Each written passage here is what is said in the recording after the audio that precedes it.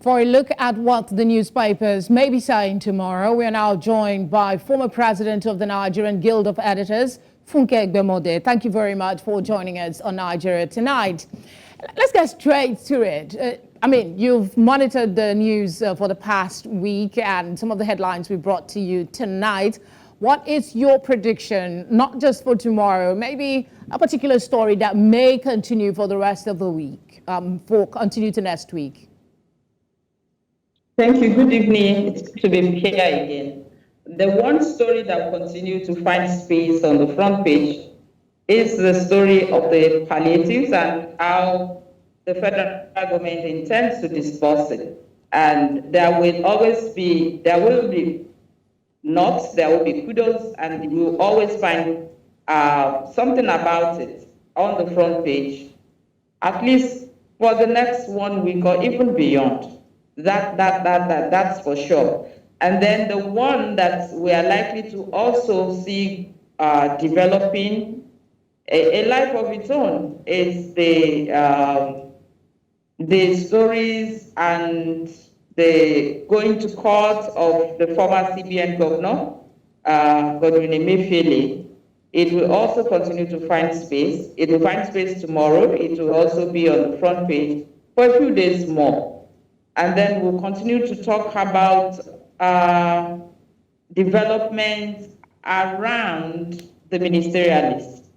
Nigerians right now want to know who are the people that will be leading them through different sectors of the economy in the next 4 years. And so we will have those speculative lists will continue to surface.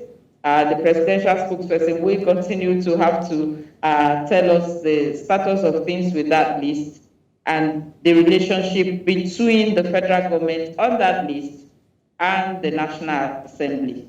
Of course, the Senate and its approval of the palliatives and how it will be disbursed will continue to be a major issue. For tomorrow, all the papers will have stories on the Nigerian Air Force plane that crashed in Benue State. But fortunately, there are no casualties. The pilots safely ejected from the plane. Yeah, I was thinking if you saw the story and the explanation on the palliative, the 70 billion earmarked for the National Assembly, we're told that it's for infrastructure primarily. What's your thinking as to the lining of the conversation around that story? Because you mentioned it already, but I just wanted to pick your brain a little.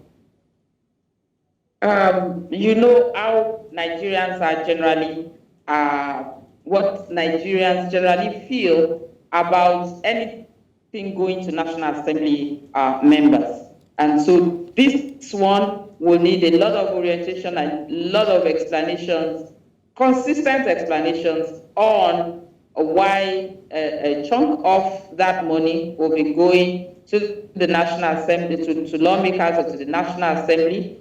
The federal government will need to explain to Nigerians so they can explain why that had to be and the implication on needs or on the reputation of this new administration. All right. I guess we'll see what happens in the coming days, but thank you very much for joining us on Nigeria Tonight. Thank you very much, sir.